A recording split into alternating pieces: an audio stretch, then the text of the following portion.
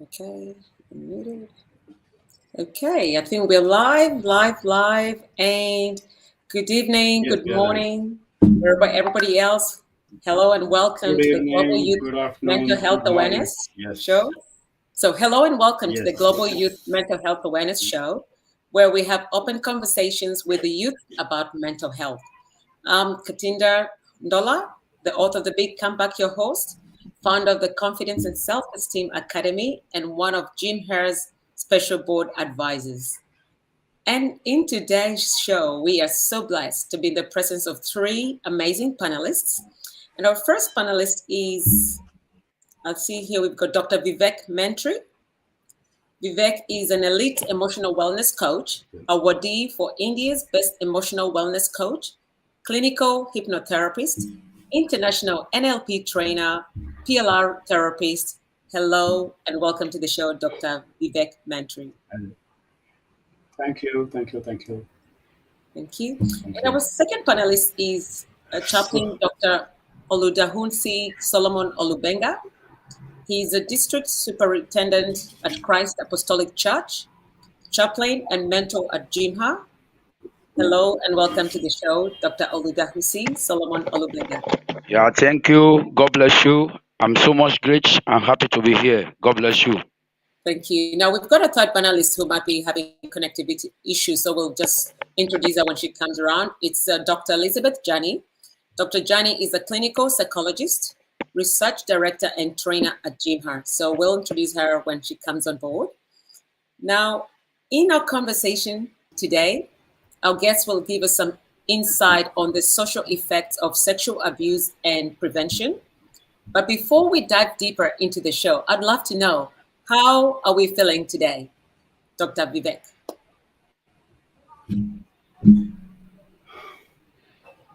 in fact, this is a very interesting topic, and it's a topic which really needs awareness at a grassroots level. Reason being, I have seen how things go bad in terms of physical health when a person goes through the trauma.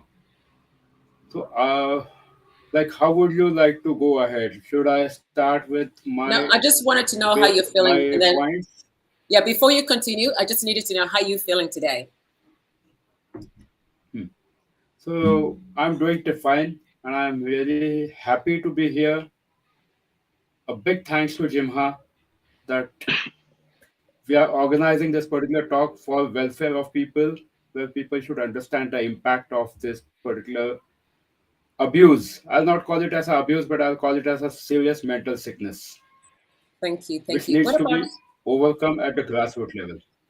thank you. And Dr. Oludahusi, how are you feeling today? Yeah, I'm very, very grateful. I'm very happy.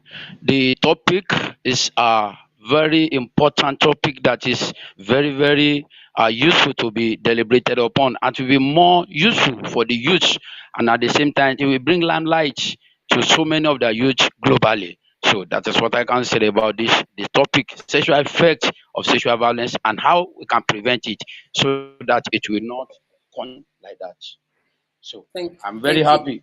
And as we go on, I think I will shed more light on about the topic. God bless you.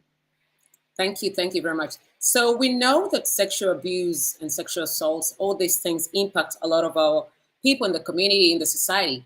So, Dr. Vivek, what is sexual abuse?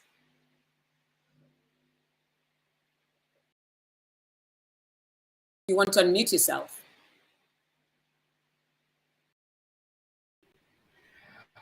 The word sexual abuse, the word itself says that yes, something which is directly related to physical body, but I would put it in a big way that it's not about physical body. Sexual abuse happens once, but the long term impact of that abuse directly affects the person's mind year over year, and it gets piled up, and then the person starts getting the health issues and other problems.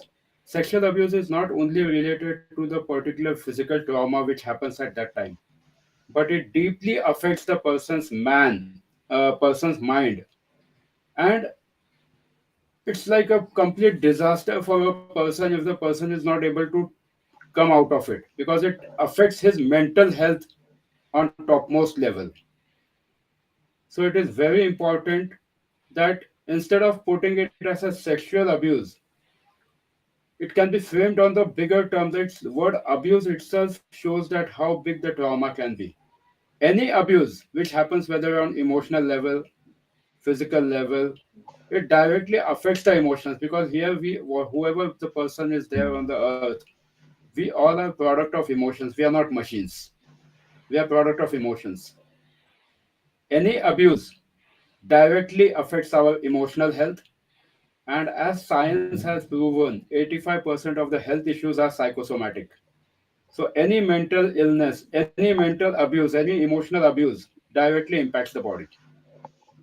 So instead of just labeling it as a sexual abuse, it's important to put it as a abuse, because it is, a person gets abused on all the levels. Even if he or she gets physically abused, even his entire life gets abused because of that. So that is my take on this. Thank you. Thank you. What about Dr. Thank you. Oludahunsi? What is your take on what is sexual abuse? Yeah, you are welcome. When we are talking about the sexual abuse, it has different meaning in different places. But to my own, sexual violence or sexual abuse is any sexual activities when consent is not obtained or truly freely given. You know, when I'm talking about sexual abuse, it has different meanings in so many parts of the world. So it is an all-encompassing, non-legal term that refers to crimes like sexual assault, like rape and sexual abuse and so on and so forth. We are talking about sexual abuse. It's a sexual violence that is a sexual act or attempt to obtain a sexual act by violence or by coercion. When you are talking about sexual abuse, when the person in question does not give his or her consent, it has become a sexual abuse. It might be between husband and wife, it might be between families, it might be between friends. Any sexual act that does not give consent by the person in question, it has become a violence or it has become an abuse. That is my take up on that word sexual abuse. Thank you. And what can you describe, Vivek, Dr. Vivek? Can you describe different types of sexual abuse in our society? Yes. If we see There are the diff- term okay. sexual abuse, if we see the term sexual abuse, and if we see it if we see it around the society, if we see it with people, it can happen at any level. It's not necessary that it has to be a physical touch. Even an even the looks, even the verbal language which we use, even the seductive physical, even the seductive body, what do we say, body movements, which can make a other person uncomfortable, can be considered as a sexual abuse. Because if someone is not comfortable, and if the other person is trying to lure or try to make any remarks in terms of clothes, in terms of looks, in terms of any nonsense things, can be considered as a sexual abuse, because that gives that hits the person's mind on the long term, and it can even lower down the self confidence for lifetime. I have seen people, just because of the single trigger of a lewd comment given by someone, completely collapses the self confidence of a person. It shatters their relationship, it shatters their belief system within them. So anything which is directly impacting on the mind, whether it is a verbal, a physical touch, actual rape, or whatever things, if it is directly hitting a person at all these three levels, because we people, a human, is, he first gets affected on the physical level, mental level, energy level, everything gets disbalanced once any abuse happens to the person. So I would put it that anything which is disturbing a human's energy is abuse at all the levels. We Thank you. can't discriminate it that only the physical touch or something like that. Thank you. Thank you. And Dr. Oludahunsi, What Yeah, does thank you. Yes, go ahead. Yes, like I've said the other time in my introduction to sexual abuse, that we're talking about the word sexual abuse, it have different meanings in different parts of the world. There are different types of sexual abuse, which, for instance, I'm talking about the strange rape, I'm talking about sexual assault, we are talking about contra sexual assault, we are talking about home invasion, sexual assault. It might be by armed robbers. So many a times when armed robbers or gang of armed robbers they invaded one's house, they may have sexual abuse with ladies, women that may be staying in that very particular place. So once the person in question does not give his or her consent, it has become sexual abuse and it has become sexual violence. When the acquittance rapes, it might be between people known to each other.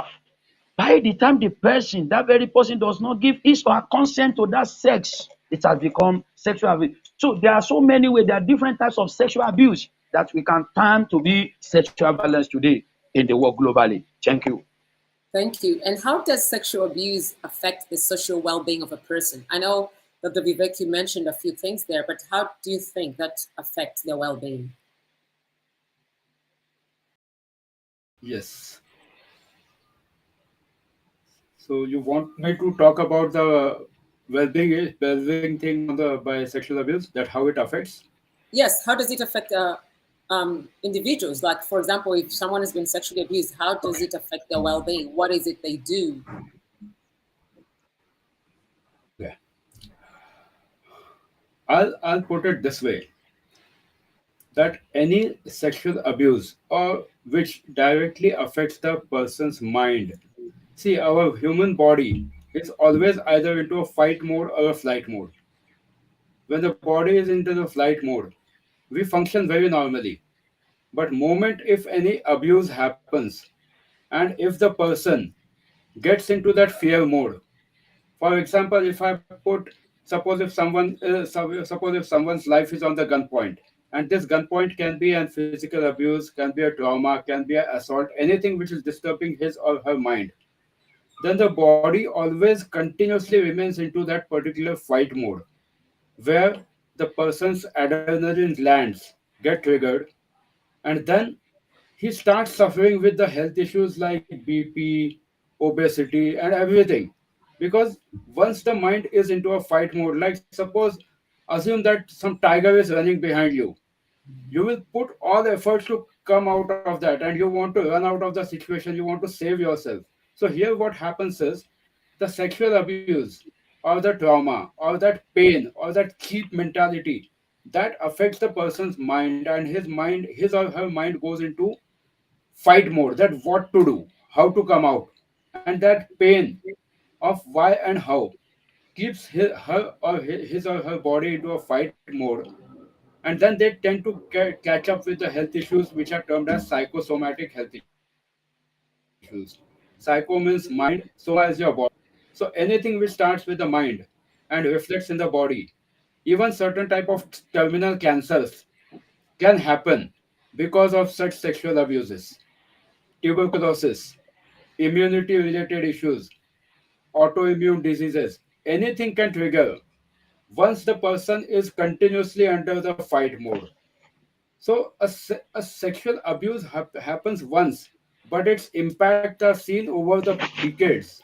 If the person is not able to come out of it, or if we don't give a right therapy by helping him or her to overcome that pattern. So it is very important for a person who has undergone any sort of sexual abuse that he should come into a flight mode. And if his or her body remains into fight mode, they are susceptible for all sorts of health issues, lack of confidence, distorted relationships, and everything. It collapses like a tower. That is my take on this. It's not Thank you. an easy task that sexual abuse happens once and then it impacts over the decades.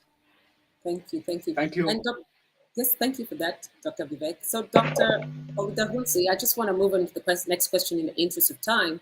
So, what image does sexual violence create that contributes to antisocial lifestyles of the victim?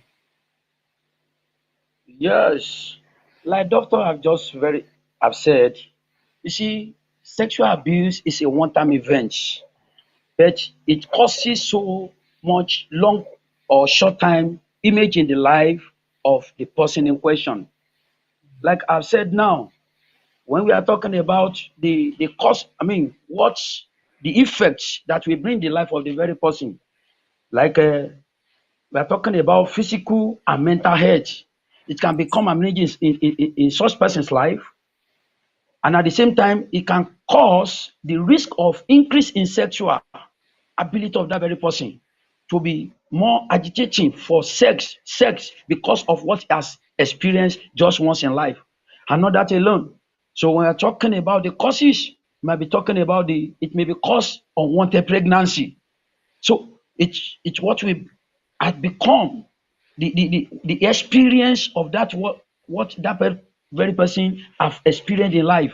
So all these things will become an image in the life of the very person that have experienced that very sexual abuse once in his or her lifetime. So these are the images that sexual abuse may cause in the life of the person that have experienced it. And how do we combat sexual violence or abuse, Dr. Vivek? Pardon me, can you please help me with the question again? How do we combat sexual violence or abuse? Hmm. Okay. Uh, How can we fight it? when it comes to combating, yeah, how can we work on it? When it comes to combating on something, the biggest mistake what I feel, and I always try to help people that you should not combat with something. The moment you try to combat, means you are resisting the things and you are putting all efforts towards that negative aspect of the things which have happened.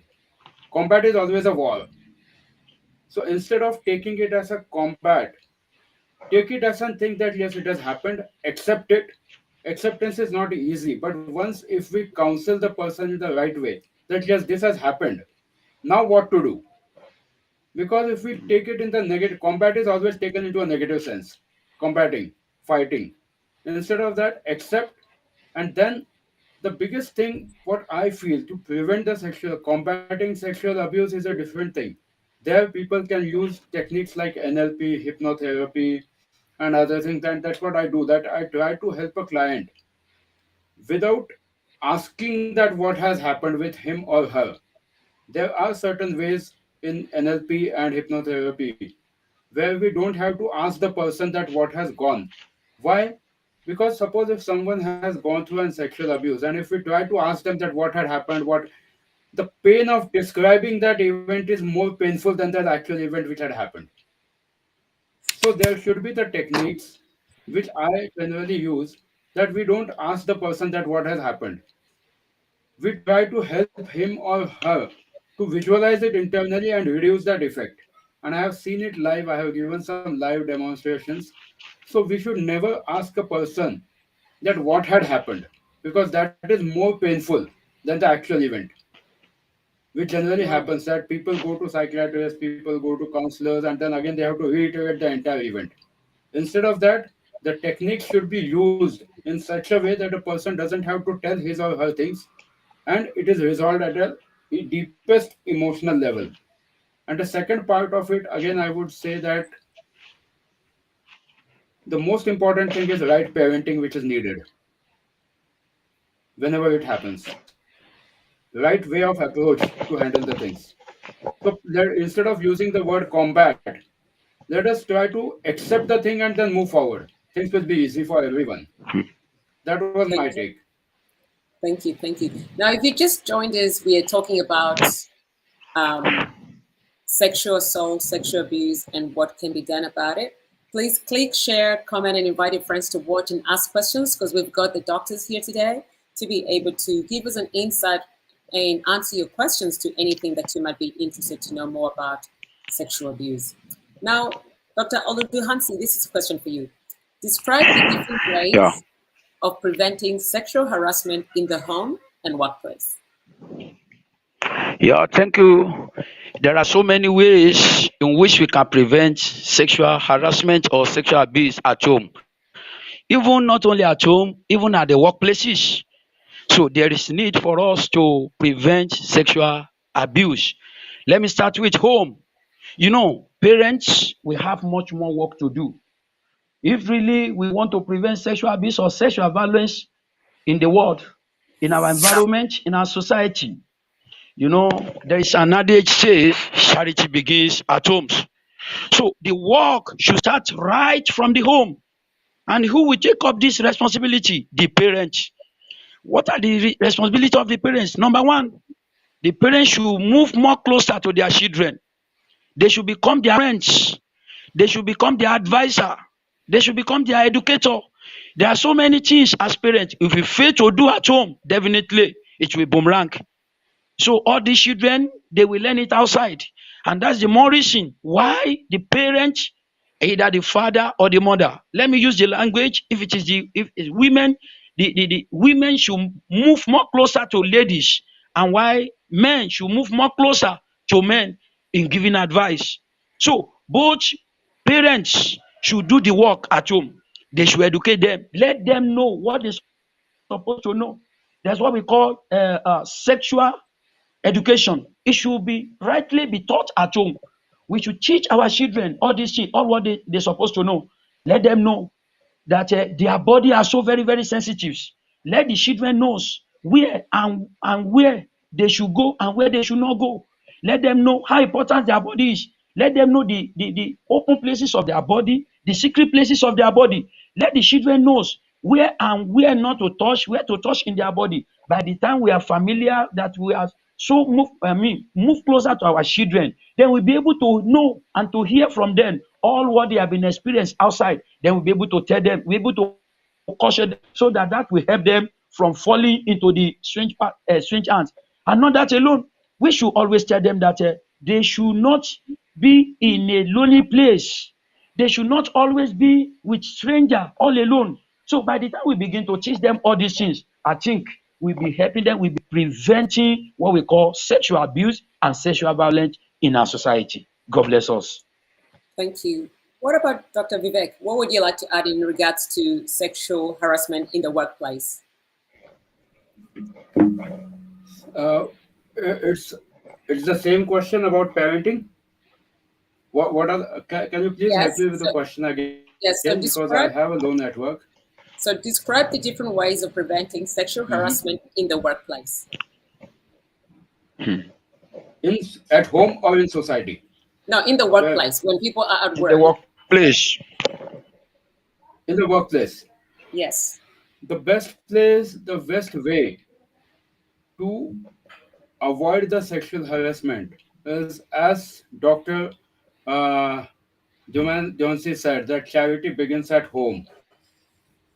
And I really appreciated that, yes, charity begins at home. So whenever we are at a workplace, it is our individual responsibility to understand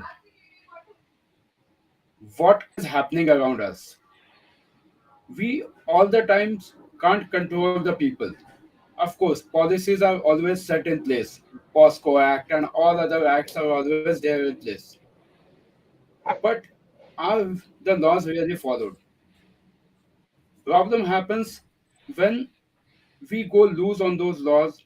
People always try to find out a loophole in one or the other way. At workplaces especially, a person should try to follow the things which are associated, things which are set as a guidelines in terms of your clothing, in terms of your behavior, in terms of your approach towards the other people. Every company has certain guidelines about what uniform you should have, what clothes you should wear, and that should be there. It's not about hampering anyone's independence, but uniform. That's the reason we always say that uniforms are always there in school. Uniforms are there in many colleges. It sets some guideline. At least when you are at a workplace, many of the factories also have a uniform. It sets a level of uniformity. That's the first step towards preventing any sorts of sexual abuse at the workplace. Uniformity, right, in terms of their uniforms. Because at a work atmosphere, there are people from various cultures, various atmospheres, various background. So we can't control every person. The best way is to certain uniformity. Then also the approach towards the other gender, because sexual abuse doesn't happen only with one gender. It can happen with men, women, both. So it Yeah. is important that what approach is being said. Generally, it is seen that whenever we see the word sexual abuse, people think that only women are abused. It's not the case. Even men are abused very badly.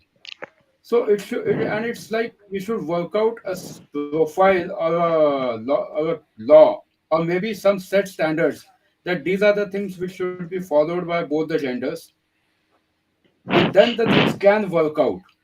But again, whether it's workplace, whether it is wherever you are, whether in the society, the mentality of the person is completely dependent upon his background, from where he has come, his parenting approach, how was his childhood, what is his thinking towards the other gender, and also many times sexual abuse happens when the person doesn't love himself or herself.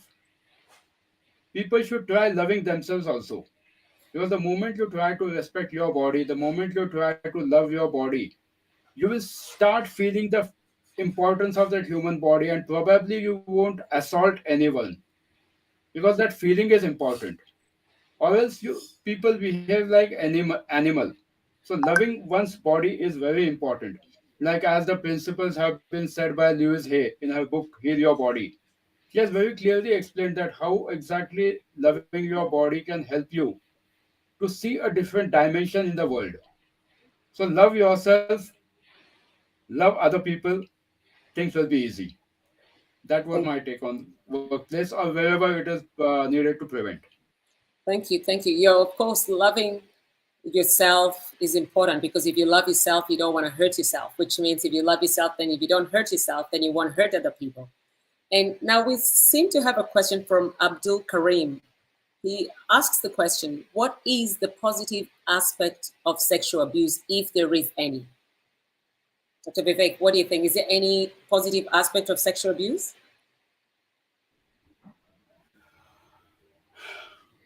A good question by Abdul Karim. Every coin has three sides. Every coin has three sides. The side which joins both the side, that circular side, plays a very important role. So if we have to say that whether sexual abuse has a positive aspect or not, so I see it from a counselor's perspective. I see it from a hypnotherapist perspective. That a positive aspect of that is that we come to know the sick mentality of the person who has done it.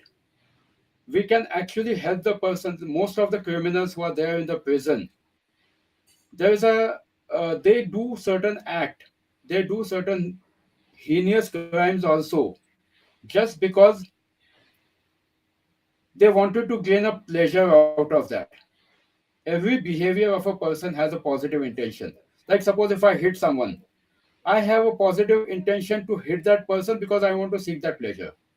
So a person who does a heinous crime, of course that crime is heinous, which is one of the worst thing. But his positive, if we see a criminal psychology, if we try to understand the psychology of the person, he has a positive intention at that time to seek that pleasure.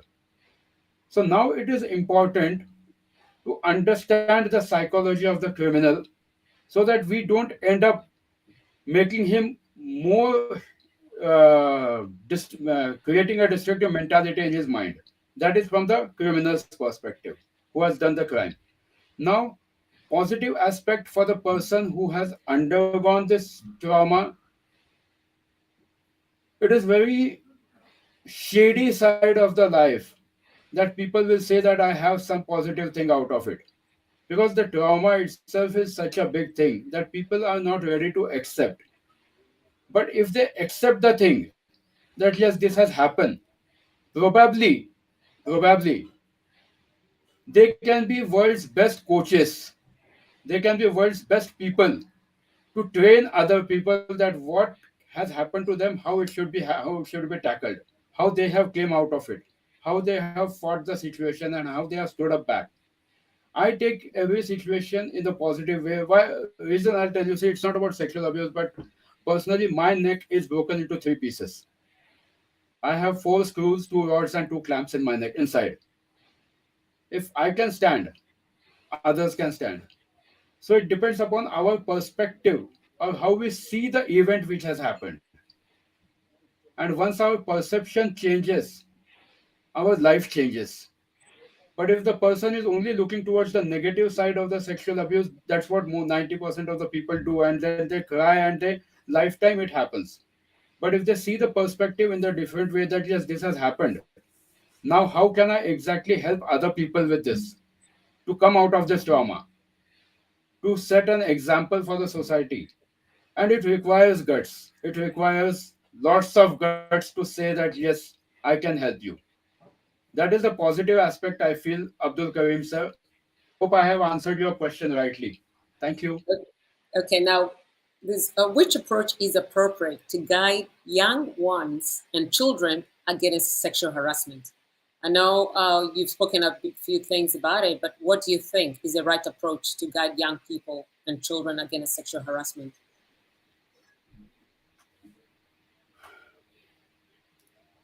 The guide or an approach for people to help them understand first that what is sex is important. It's not about sexual harassment, but people try to have a mentality to fulfill their desires. Sexual harassment happens because the person has a sick mentality or probably a very strong urge to satisfy his or her desires. So the best approach would be right from the school days, educate a person about human body, human biology, and also make them understand that we all are people who are product of emotions. Emotions play very important role. Emotions play very important role when we are dealing in the society. Instead of working on preventing the sexual harassment, educate the people about what exactly needs to be done, how we should respect other gender, how we should respect the same gender, and what are the pros and cons, like what are the positive values you can gain by respecting the other people. Why to focus on sexual abuse? Instead of that, start creating an awareness that what is needed to respect the other gender. And to prevent the abuse, of course, laws are already set, everything is set, but still things happen. In every country, laws are already set, right from child abuse to elders abuse. Laws are in place, but still, every minute these heinous crimes happen. So it is needed to change the mentality of the person right from the childhood and give them the understanding about importance of respecting the other person. That lacks in many societies. Why to work on the abuse instead of work on the peace, that yes, what best can be done? World is beautiful, life is beautiful. So instead of focusing on abusing, let's focus on making it better world. Things will be easy. That's my take. So, and so following through that, what are the prevention safety signs parents should know and teach their young ones? I know we talk about um, talking about it in the family home. You know, charity begins at home. Fathers, mothers, they have to make time to do sex education with their kids. But what are the prevention safety signs parents should know and teach? Okay. The biggest sign the parents should know is to respect themselves. Sexual abuse, most of the times, happens in the family where mother and father themselves are not in sync with each other. Most of the times. People, like if mother and father themselves are not in sync with each other, even the children will have the same sick mentality of not respecting each other. So it is important that if the parents have any clashes, they should resolve their clashes when the children are not there. instead of fighting in front of children, because that sets an example for the children that yes, my parents are doing this, so even I can do that. That leads to a sick mentality of the child when the parents fight in front of the children. So the first and the most important rule what the parents should follow is they should not fight in front of their children. Secondly, he has the parents should set an example to their children by making them understand that what is a gender biasing, why is it really needed. Gender biasing should not be there, equality should be there, but respecting your sibling is also equally important. When there is a brother and sister, they should know each other, they should know their limitations, they should know the touch, good touch, bad touch, right from the childhood level, so that it happens in a good way. But this doesn't happen in the families where parents hit each other.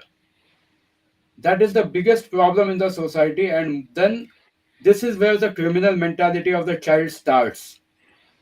So parents should understand that what is needed to imprint in the child's mind, and especially you will see that the criminal mentality happens at early childhood before 7 years, because first 7 years of the human mind is like you tell them whatever and they will absorb it. It's like a sponge. So parents should be very, very sensitive, especially when their children are toddlers, because they are a sponge. They will absorb everything, and then they will follow the same pattern over their entire life.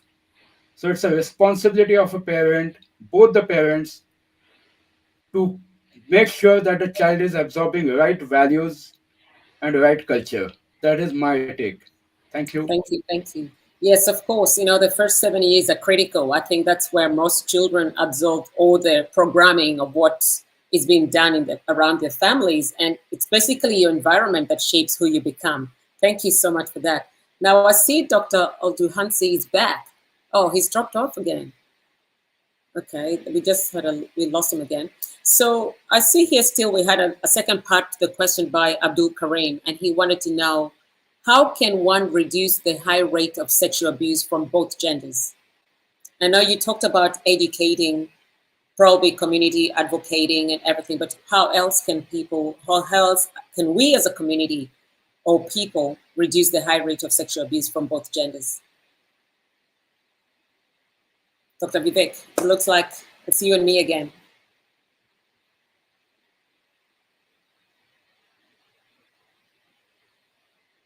Okay, I think we might be having a technical issue. If we have to, yeah, might be yes, technical error. So if the sexual abuse has to be reduced, the biggest thing which is lying in many societies and many countries is lack of sex education in at the teen level. When the person is in teen, it is very important that the person understands what is human body, whether it's a male or whether it's a female. Secondly, their own lookout towards the other gender. It is very important. Thirdly, what I have seen, and it's my very honest opinion, that sometimes people do sexual relations with their consent, but then later on, when the things go bad between them, they term it as abuse. Even such cases have came in. They are seen in society. So, first important thing is to understand. Suppose if someone is into a relationship, it is important for you to understand that is it really needed to go physical in that relationship. How are you committed in that relationship? Are you capable to take that relationship to a completion level, or you are just trying to find out a pleasure to see you are just trying to find out a time to seek the pleasure? Because most of the times what happens is during the tender age of teenage or maybe early 20s, people are carried away with the feelings, people are carried away with the lust, and then they term it as sexual abuse. So instead of that, the person himself or herself should draw the line before they cross the line. They should know the difference between need and want. Most of the people focus on want, and that's the reason many times sexual abuse happens. There is a strong difference between need and want. Is it your need or is it your want? And even in terms of need, is it really needed at that particular age? Need and want, whether we study economics, whether we study human psychology, wherever it is, need and want forms a thin line. And a person is not able to understand the difference between need and want. They cross the boundary and they invite the sexual abuse. So first understand yourself, that what are your needs, not only in terms of physical relations, but also in terms of your ambitions, also in terms of your ego, also in terms of your satisfaction, also in terms of your food habits, whatever things. Even your food habits control your desires. So it makes a difference between understanding. It's very important to understand the difference between need and want. That is the biggest thing I would advise all the youngsters who are watching this, that understand the difference between need and want before you take a further step. Thank you. Thank you. Thank you. So before we conclude, I see we lost the chaplain. So before we conclude, I know there's so many ways to protect and manage your mental health and well-being. So what is one thing you do for yourself on a daily basis to check in with your mental health and to soothe yourself?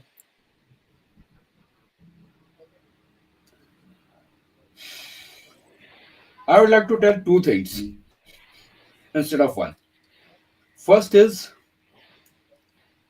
see yourself in the mirror daily after your bath and observe yourself closely. Touch each and every body part of yours and say that I am thankful to you that you are helping me out. So, for example, eyes. I'm so thankful for my eyes that they are showing me all the beautiful things in the world. I'm thankful to my ears that they are able to listen, that they are able to help me to hear only the things which are really good for me. This way, if we try to respect our body in 13 to 15 days, your perspective towards the life will change. And it works, 100% it works. Plus, it will also help you to come out of many chronic health issues, which are generally incurable. First thing. Second thing, I would say, what I practice is, if we are feeling any sort of ill feelings for anyone, the best exercise which I have seen, which I have worked upon on various ways or even with my clients, is Ho'oponopono exercise, which is a Hawaiian technique, which is freely available on YouTube. It helps you to release those ill feelings, to release that anger, to release that lust, and it helps you to build a bond with the other person. Ho'oponopono is really a very powerful exercise to release your desires, bad desires. It can be anger, it can be lust, it can be anything. Ho'oponopono is amazing exercise. So these two things I would recommend everyone that they should do it. Thank you. Thank you. Dr. Vivek, you've talked about that, and that is something I do on a daily basis. I actually go through my body and appreciate every part of the body for what it actually does. Because, you talk about your mouth, it helps you talk, express yourself. You thank it because you're able to eat, you're able to taste food, your hands, your legs, everything has a function and everything, it's gratitude galore for every part. Because if one part wasn't working, life becomes miserable, right? And also, it's funny you talk about I'm very Ho'oponopono too. thankful. Yes, you talk about the Ho'oponopono, which is so interesting because I do that every Yes, day. it works.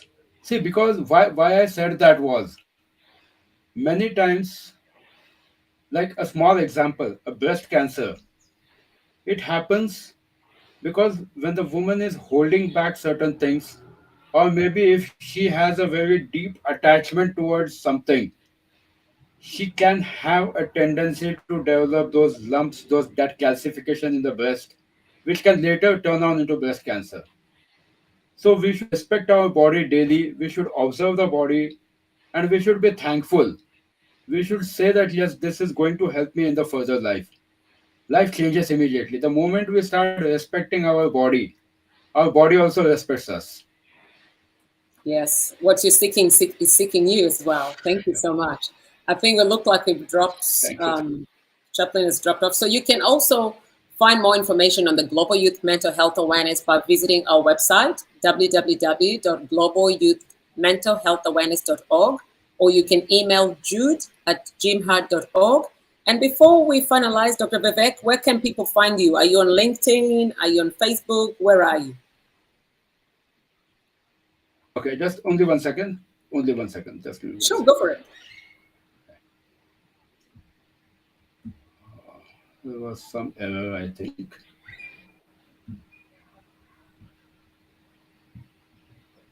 Okay.